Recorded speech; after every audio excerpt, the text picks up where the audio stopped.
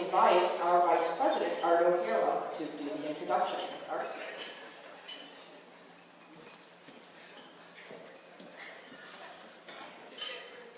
Thank you.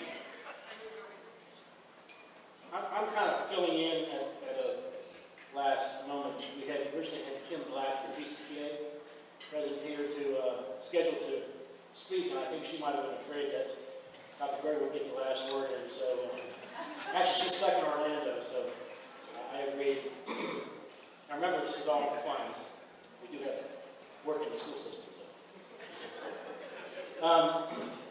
Well, Dr. Grego was completing his first year as superintendent. Actually, September 26th was when he started. And he's taken on quite a challenge. Probably not as entertaining as the challenge he left in Osceola, but challenges. It's bringing leadership to what has oftentimes seemed like a rudderless school district, bringing a transparency to one that has been all but transparent, reorganizing from top up and from top down and bottom up, improving student performance graduation rates, bringing a new level of creativity and innovation to what has been a struggling system. Being involved in the schools, watched the school board over the years, and while it's no peach, or not even a plum, they have had their times. Is Dr. Grego, does he have the chutzpah to handle our school board?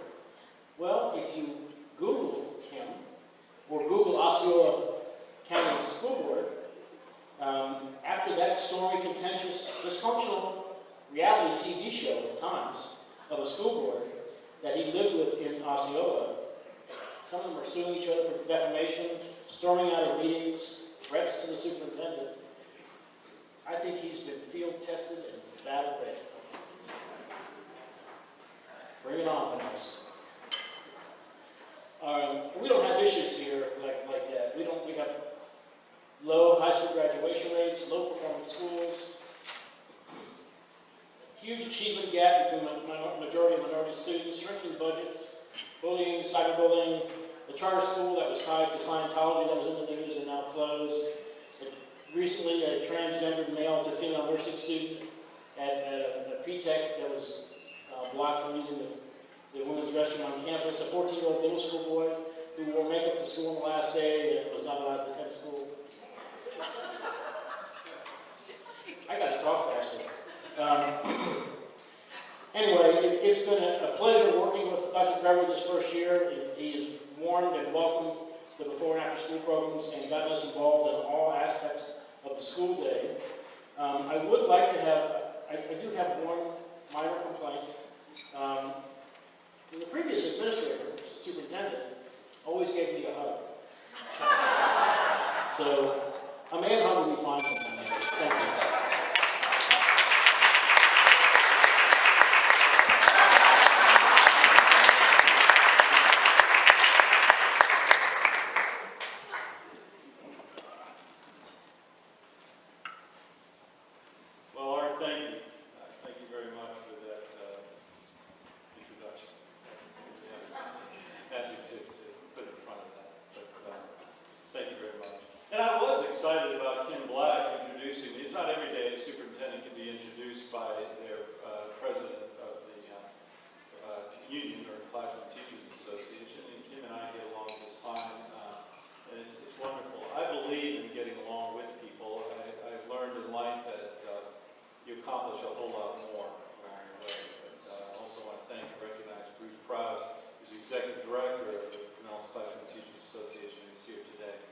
So good afternoon, and I want to thank you for inviting me to address this legendary, I'll call you, legendary group. It's truly an honor and privilege to speak before this organization. I've heard so much about you. I've made one visit as a guest. In fact, Kim Black's here in the past, and what a wonderful organization, because you discuss and you focus on public issues. And today, of course, the public issue that's closest to my heart, I spent a career working in, is that of public education. So I am thrilled to be here to discuss public education with you. I'm especially thrilled to have a chance to talk with you on Art mentioned, this is, tomorrow is my first day a year ago. I was very nervous about starting in this wonderful school district, but I also was very excited about the opportunities. And I want to thank the board members, not only those who are here, but those who are not present, for having the faith and insight that I had a passion, and I still have a passion of leading the school district to become one of the top school districts in the state of Florida and this nation. And it is together that we will reach that goal. So I want to thank the school district and for their wisdom in terms of what this school district needed and the stability that it needed and continues to need. So as I begin my 34th year as an educator, I am excited.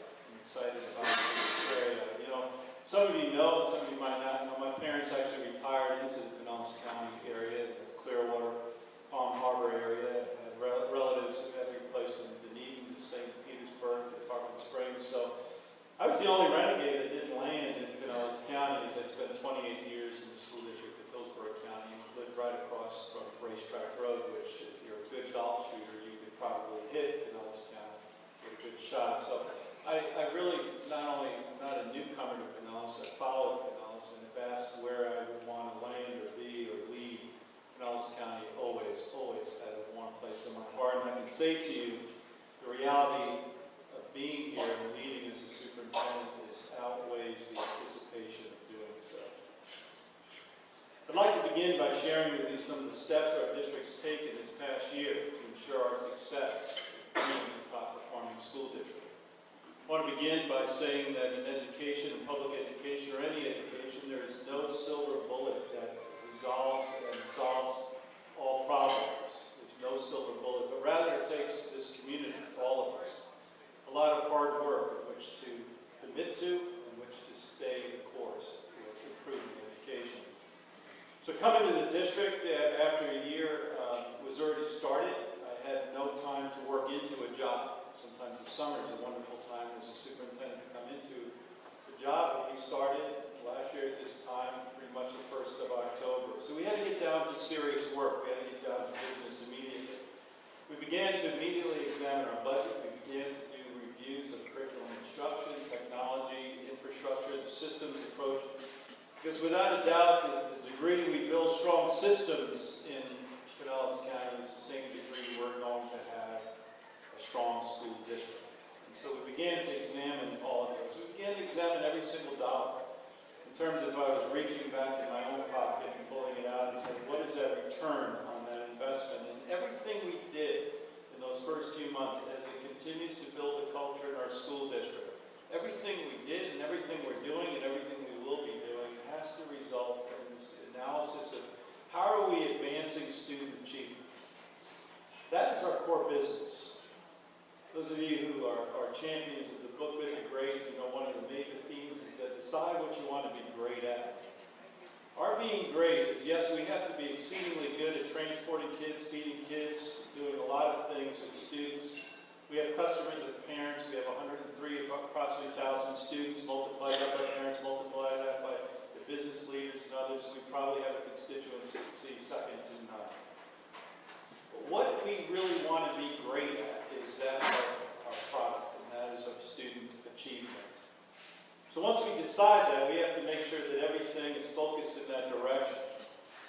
That process of collaboration with our school board members that took place, I'm going to suggest it was about 2.5 to 3 weeks after my first arrival here, in a retreat, where our school board had the wisdom and kind of had led the evolution of a strategic plan that focused on 5 things and 5 things only. Not 105, but 5 things. And I think when you center and you have the synergy to focus on fewer things, you get a lot more done. And those things were the following: student achievement, it's obvious, specific measures, specific short-term and long-term measures. Curriculum instruction, it's the heart of our business. Without it, we'd do nothing all day. It's the heart of our business. What is it and how is it that we should be teaching and learning, and how are we assessing that? Without a doubt, especially after that first year, it continues to remind ourselves as we watch the news, it has to be in a safe, caring, nurturing environment. Not only for our students, folks, but for our employees. We have near 16,000 employees. We're the largest employer in this district, and those employees, as well as our students, need to be safe. And to that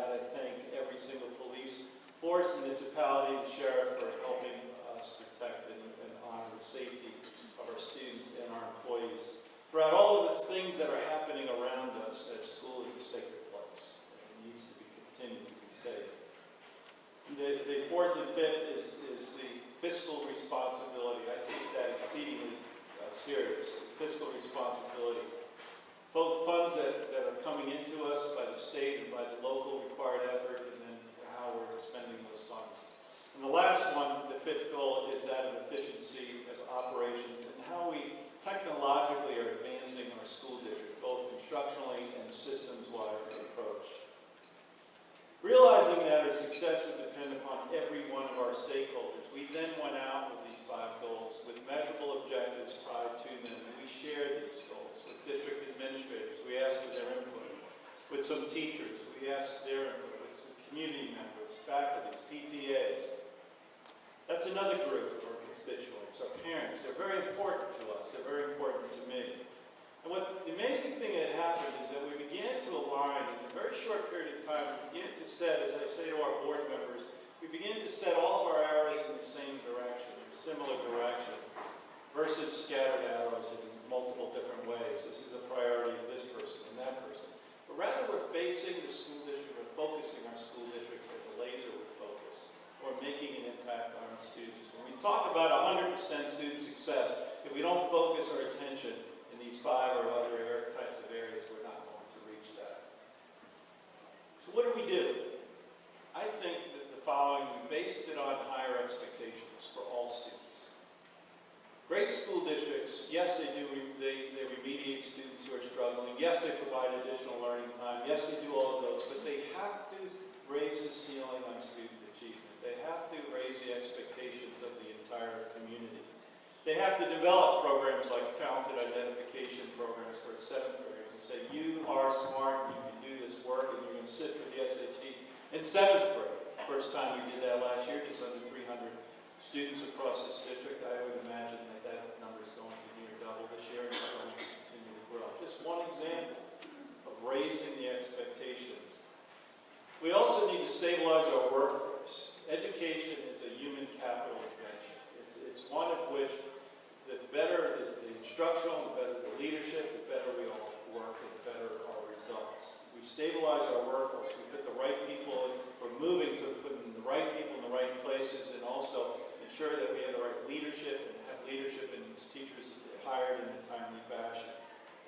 We set out a very aggressive school visitation where I visited almost 3/4 of our schools from October to May, and we continue to make visitations. That is a critical point of my tenure as a superintendent, and I've shared that with my leadership team, and I expect that of everyone else.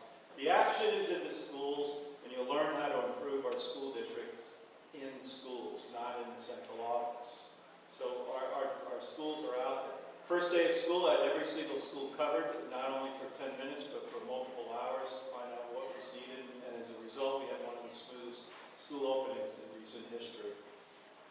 We're working with partners, and I want to thank and reach out and kudos to the University of South Florida and St. Pete and the Tampa campuses. And also, we have a tremendous leader also in Dr. Long in terms of our St. Pete College. We have higher education to help the K-12 and post-secondary experience here, and I don't lose an opportunity, don't want to pass up an opportunity to help them. We've created a parent leadership cadre. I believe parents are also leaders. And I go throughout this district throughout the year. Just had one the other evening in Countryside, and I'll go to multiple high schools where I meet with parents, PTA presidents, and SAC chairs. It is critical to reach out and to see what's on their mind, what's happening as they have students, as they go home to, as they're trying to lead SAC committees, school advisory councils, and PTAs. Well, how can I help them? And we have wonderful dialogue back and forth. And we're creating a lot of training programs. It's very important in the human capital, when I talk about human capital, it's very important to invest in that. There's no business that's represented here or anywhere else in Pinellas County that can afford to not invest in its human capital. And for that, that's our teachers, it's our bus drivers, it's our food lunchroom service, it's all of us. It's me, it's our school board members, it's all of us, and all means all. To continue to build the capacity of language arts teachers and mathematics teachers and writing teachers and science teachers, and not rest on your accomplishments of the past, but rather continue to stretch yourself. That is a culture that we're building in Pinellas County. I can say to you that it's going to be the key to our future growth and our success.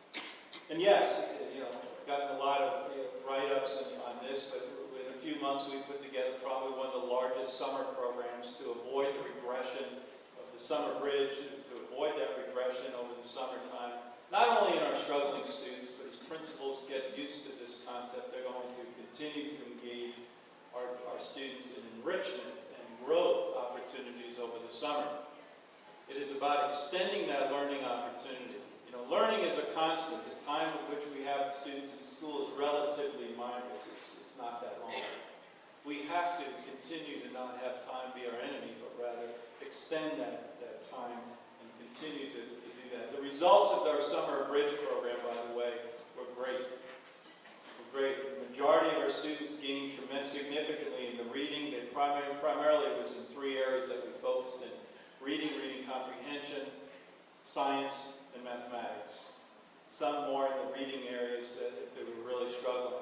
But it was more of a tailored approach to that, and we saw that in the results. And our teachers are saying that they didn't have to start back by reviewing as frequently as they did in the past.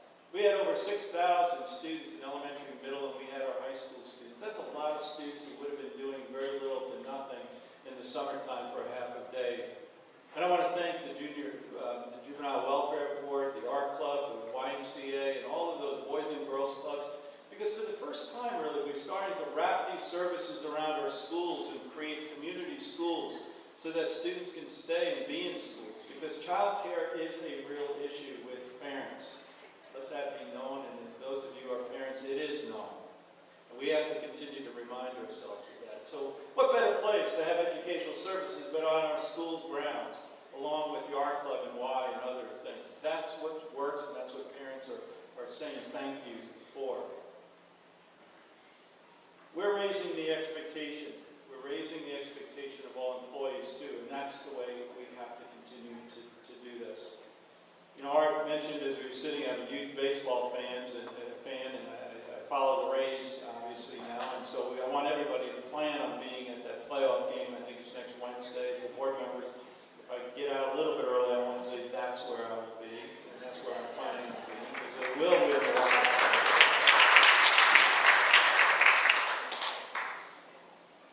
The important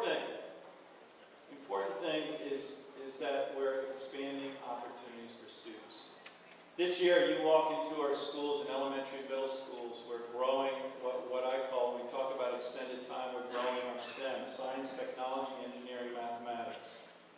We have to bring those back, so being smart and raising that ceiling is not a bad word. We're starting STEM clubs once a week where they're meeting with students who are interested in those areas. And I'm going to say to you, that's across the board. Robotics are interesting.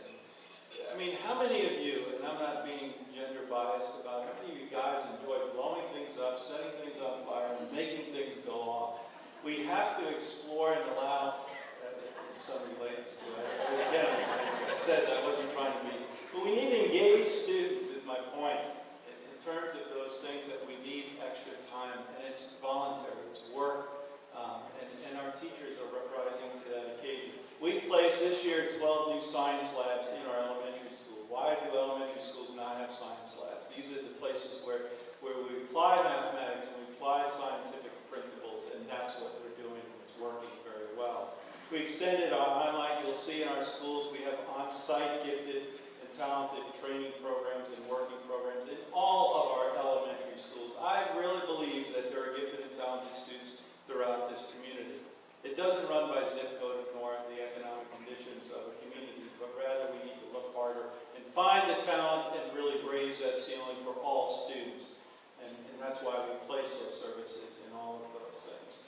We also, you'll see this year, what I call a Counselor Connect. One of the deficiencies, I believe, as our society is moving faster and faster, is how do we connect counselors with parents, and with a 4-year plan from middle school to high school. Even the plan wins, and as you develop your plans for 4 years, if you can track and monitor your plan. And this is the web-based system that will allow parents to communicate with their guidance counselors. Let's be honest.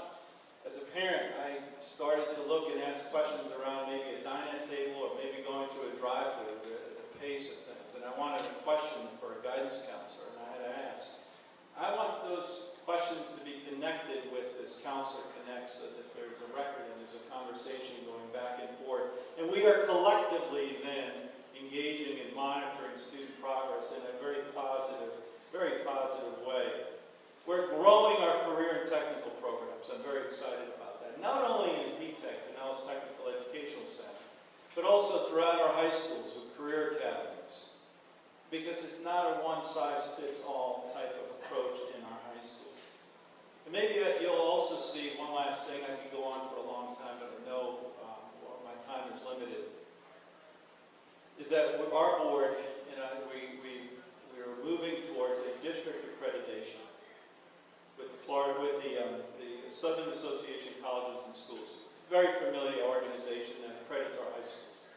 I believe as we talk about the unity of our school district and the single focus, that the SACS accreditation for all of our schools, elementary, middle, and high school, and post-secondary centers, our special needs centers, our district office, the superintendent, the board, all those services should be supporting in a single direction. I believe this accreditation will be worth celebrating when we finish it in about 14 to 16 months. A lot of work, but it's work that will help promote and move this district. So it's been a year. Sometimes, you know, as they say, it seems like 4 or 5, but it's really just been a year, and we've accomplished a great deal. And I'm very proud of this year. I'm very proud of the board that I work with, and I can say that. And when that works, it's like a good marriage. When it works, it's a beautiful thing, because we can move this community. We can move this community. We have, in a short period of time, taken the school district's budget from a deficit to a surplus. We have recently, just yesterday, moved towards providing appropriate raises that were long overdue to our support staff and to our teachers, because they work exceedingly hard. And we are the first district in this area that will have a starting teacher salary of $40,000. And you know what? It's about time.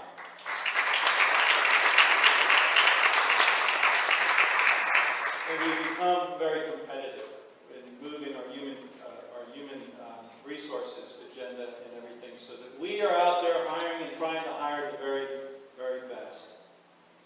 We're engaging our businesses in our executive paths. We have 21 CEOs in this community that are engaging with our principals. That is important, and if you're here, if you're one of them, I thank you for that. And we're continuing to close that achievement gap. We have a specific program of work, not talk, but work, which we will be closing that gap, because I think that's what it takes. It takes, as I said, there's no silver bullet, but things didn't get here overnight, and we're going to have to work out of these things, and I'm committed in the long haul.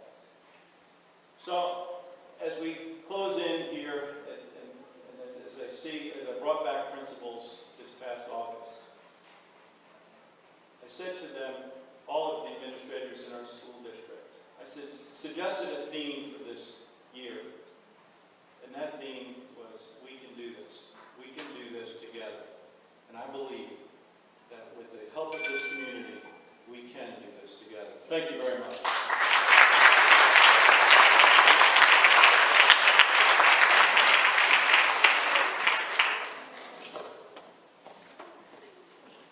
It's now time for our question and answer period. And Dr. Grego, we're going to let you choose the questioners. And remember, you keep your question to 2 minutes, I think? 1 minute.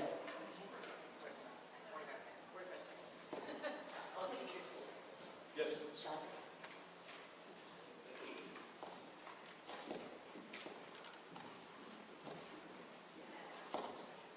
David Marger. I want to get your thoughts on Common Core, which Rick Scott has talked about recently. I was waiting for that question to come up, so I guess that had to be the first one. Yeah, my question of how long do I have for this? 2 minutes? Okay. 2 minutes. The Common Core. Folks, we've had standards for early 90s, late 80s. In fact, I worry about a state that has no standards. We had the next generation, Sunshine State standards, next generation. We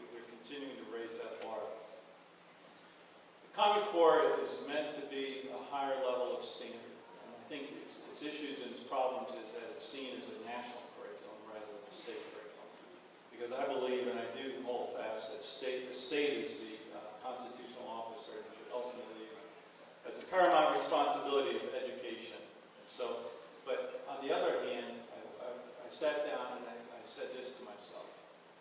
Outside of politics, I'm responsible for providing into a community over 100,000 students with the skill set that's able to compete in this world, in this community, in these United States, and in this world. And a kindergarten student today will be graduating in the year 2026, 27.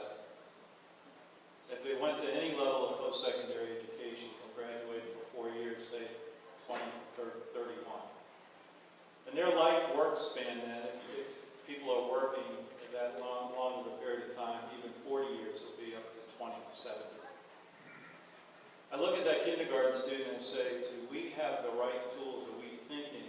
Are we honing in on that? Or can we go back 50, 60 years prior to this, and I hope and I pray we're not teaching schools the same way, because students are a whole lot more sophisticated. I'm not discussing around that issue, but I'm saying that as a community, with politics aside, we have to ensure that our students are reaching those standards that are going to make them competitive when they graduate. If not, we all fail. Yes, ma'am. I'll get you that straight.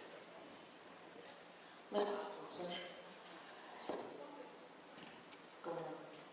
One of the keys to good schools is good teachers. Probably the last decade or two, teaching used to be an honorable profession that everybody aspired to. Okay. And what now has become kind of dishonorable, and we disrespect teachers in the last decade or two. What do you think needs to be done to improve the status, if you will, besides pay, of being a teacher?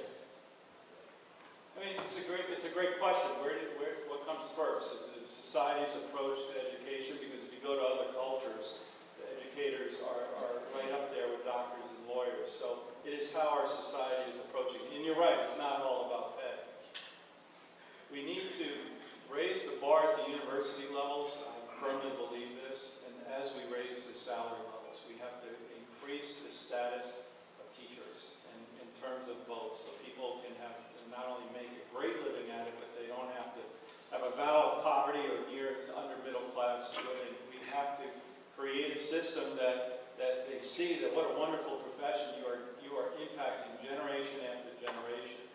So there's a component of that at the universities that I think I really believe a lot of work needs to be done. And I'm not just pushing that off. There's another component of that to our own self. We have to make this a profession and not something that is seen as anything other than that. We have to stand maybe separate from other types of organizations that kind of bring the teaching profession down. And we have to promote ourselves. I think sometimes we're not the greatest promoters of our own. It's the only occupation that you have a captive audience to try to recruit yourself. Engineers don't have it, doctors don't have it, but educators have it. And I encourage young people to go into education. I really do. I don't discourage people. And I hear that, and that's what hurts me. I think as a community, we have to say education is the key to our success and believe in public education. And then our words will follow. The students here, I promise, these young students here, I've got to ask them questions. As long as it's not about lunch. Good afternoon, Dr. Grego. My name is Dr. Janus. And my question to you is, for the schools that you want to set higher standards for, every year these standards go up. So what about the schools now that have low grades? How are we going to get them on par with the standards that are going to be set years to come? How can we make them not in that school now, but higher later on to be a school in the future? Great question. Thank you very much. Part of that is the components that go into having more than a year's worth of learning in a year's worth of time. If you take a look at education, you have 180 days. Unfortunately, we're still on that calendar. 180 days. And you know why we're on that, because we're an agricultural community. So we're still on that calendar. And we still go basically 5 to 6 hours. So you take out lunch, you take out some other things. You basically have 5 hours of instruction, 25 to 30 hours a week. So that's a constant. what we need to do is expand that, as I mentioned, about the extended learning programs with the art club and the Y. We need to expand that hour to 2 hours after school. We need to expand our summer program. We need to have students learning more than a year's worth, maybe a year, 6 months, a year and 8 months. And so all of a sudden then you don't have that regression, you don't have that student, that achievement gap happening with some students, but rather you're all moving in the right direction. The key is to finish, is to the finish line. If some take a little bit longer, it's okay, but we have to finish. Some learn differently, it's okay, but we have to finish. And I am a supporter of creating an educational system that doesn't discard students. By raising that bar that has more students, I'm sorry you couldn't jump that bar, so you know no diploma, you know this, you know that. That's why I was so happy about how our legislative session, during our legislative session, we came together and created and crafted the Pathways Bill to allow students to take various pathways to the same high school diploma, not watering it down. And with that, with viable careers, career technical training, I think we better start to define our students in a better way of success. And secondly, Mrs. Leonard wouldn't let me live this down. I'm wavering on the school letter grade issue anyway, so don't view our schools and the achievement in there via school letter grade. Mrs. Leonard, oh, okay, I'll be back to you. Yes, ma'am. I'm Erwin. I read that the teachers should be encouraged to get to know their students and the home life that the students come from. Are the teachers allowed to contact the parents of the students directly, or do they have to filter their concerns or questions through the principal, who then contacts them? What is your policy? As far as I know, the teachers can contact directly to the parents, and it is important to have a relationship with students, and so that if you see something, something is not working right. Or here's another thought. Mike's doing really good in school. Just want to let you know. Those good calls mean a whole lot more as a parent. Thank you. The only time I sometimes ever get the call is when it's not so good. So thank you very much for calling. But it has to be where we have access to teachers. The problem is that there's one of them, right? And in a high school like Osceola or something, and there's literally thousands of parents. And so the parents have to understand that this one teacher, it may take a while. Plus you have a whole lot more access to emails, telephones, and multiple other ways of communicating. But if you cannot, then the process is to go to the principal, and certainly if you can't get satisfaction there, teachers are encouraged to work with the parents. It's an important thing. I'm back here at the student.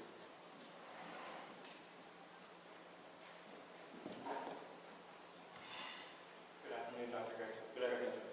In relay, now that technology is growing and becoming bigger, there's tragedies happening all around from cyberbullying. People are taking their own lives and feeling uncomfortable at school. How are you going to ensure that students feel comfortable going to school with the cyberbullying that's going on outside of school? How are you going to bring it together to make sure they feel safe when they go to school? You know, you asked me whether we were eating lunch, if we're going to meet with the group of seniors, and I do meet periodically throughout the year just with students behind closed doors in terms of not that we can speak about anything. So, but I want to hear what's on their mind. I'm saying this mostly to the adults because there's only the 2 students here. This issue of social media is probably the one issue in the generation that's coming up that worries me the most. And I know that we are looking at schools to solve issues, all problems. Most of this isn't taking place in school. And yet we're dealing with some of the ramifications, and it's unfortunate, it truly is sad. We're working with our PTA. We have to roll out a parent forum where parents are becoming a whole lot more educated on what their students and what their child is doing on social media. It is your right as a parent, and we can't be giving that up. So our board has, yes, we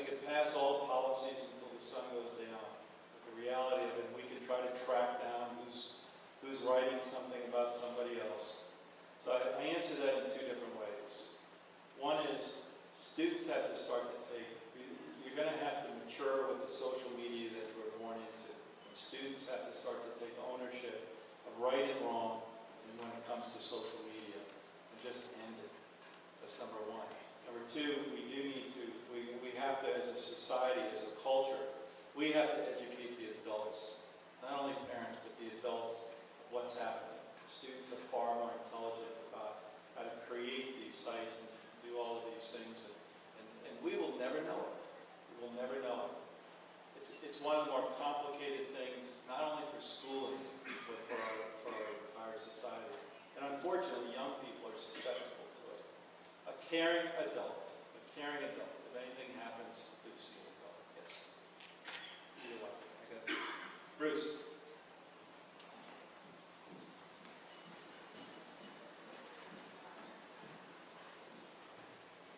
Thank you. Bruce Crowd. You've been here a year, thinking about the governor's perspectives on the state, national, local control of public education, what, if any, shift in your perspectives or key learnings have you had over this past year as it relates to the local's control of public education? I don't know if I've had any shifts in perspective. I've been a huge supporter of local control for forever. So I really believe the best governing is local, and I really believe the best way to organize and improve school districts is our local decisions and local governance with boards. I believe in the State Department of Education. I believe in those things, but they are to establish some policies and let the local school boards and local superintendents and people at the local level of Pinellas move those issues and ensure the success. I don't mind people measuring success. I love accountability. I think it's critical to our success as an organization. But every time I see people file bills and things like that, I see a little bit of etching away, and I think this is what you're getting at, etching away of a decision that should have been made by the local school board. I mean, I'll state one that I will state until it's changed. I do not believe the state should dictate when schools start school. I want that decision. I want our board to make that decision. I do not think it should be made by lobbyists. I keep bringing that up to the governor and everyone else who will listen, but I want the ability to organize a school year where we can end the semester and have students, for the best interest of students, not the best interest of Disney or anyone else. And that's what's important to me. Yes. Anyone? Go ahead. Yes, Mr. Timekeeper.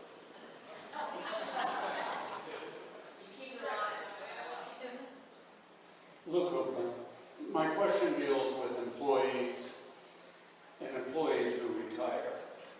In today's economy, with so many young people are graduating from school with education degrees, why do we continue to hire back employees, administrators and teachers who have retired? We hire them back, they get another $40,000 or more a year, when young people coming out of college need jobs. Why do we do that? My tenure here, to my knowledge, we haven't done that unless it was an urgency where we couldn't find anybody else, like a calculus or physics teacher. And we're just flat out, we either don't have a person or don't have a position, or we absolutely need to. I'm not going to let students suffer with that. But what we do is we actually start those teachers at the very beginning salary schedule. They're not bumped up to what they used to make. So it is about critical shortage. It's about having a bona fide, certified, and really excellent teacher. We moved our human resources calendar. One of the things I focused in on the first year, because I believe it's so important, we moved a lot of our hiring, our calendar, our hiring processes up in the months of May and June. Why? Because that's where the universities graduate. And I wanted to be first at the door. We actually had a teacher camp or teach-in program where we had over 400 teachers from throughout the state of Florida, young people coming from throughout the state of Florida, maybe our neighboring districts,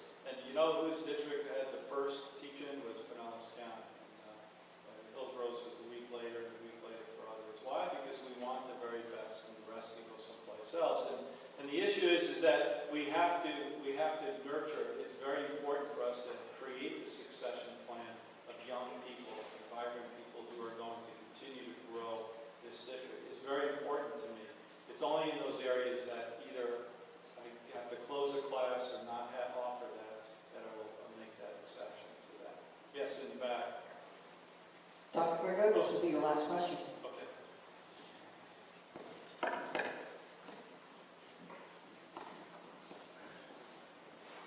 Tiffany Bicus. I have 3 children in the public school system at magnet schools.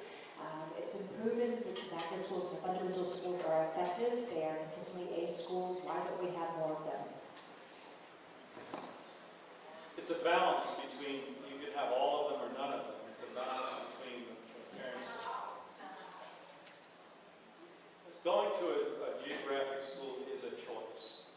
So if a parent chooses a special theme, whether it be a dance or music or something, I very much support parental choice. You'll see in the next number of years, we will be establishing more and more parental choice. I believe in parental choice rather than rezoning or rebounding of schools. The reason I believe in it so much is that you can almost hear it in your voice as a parent, that you're very happy where your student is. And it's not so much the letter grade of a school, because you can assemble a lot of smart kids in one school and call it an A school. It has to be the performance of those students in the schools. We have some students that start a little bit behind, and it's our ability of our schools and ability of our teachers to move those students further. I would suggest in some areas to hone in on school letter grades for a second. Some of our schools with lower school letter grades are actually moving students in greater amounts of, I'll say it this way, a higher percentage of students are learning more in those schools than the schools that are letter graded than that. And that's one of the most difficult things to explain to the general public. School letter grades work because they're very easy to understand, and everyone understands what an A is. Some of the more difficult questions and difficult conversations I've had as a superintendent is when I walk into an A school that I know, and I have specific evidence, is underperforming. That's difficult.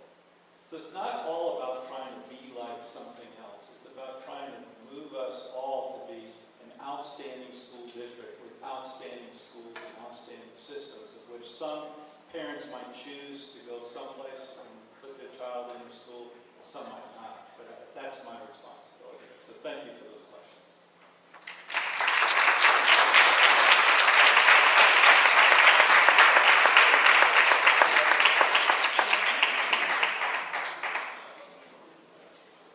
Dr. Grego, thank you so much for joining us today. I'm going to ask you to stand up here while I read the rest of my notes, and then we'll have our awards. I'd first like to present you with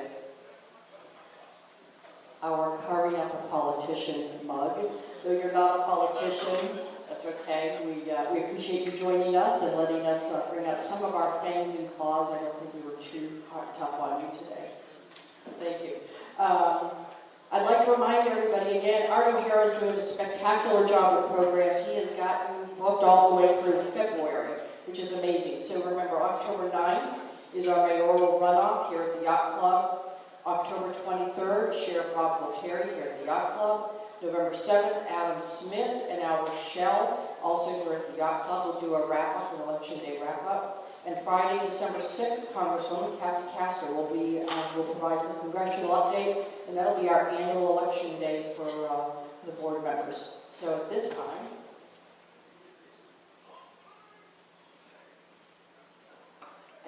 we'd like to announce the winner of our Tiger. Goes to our young Tiger, Jeff Selena.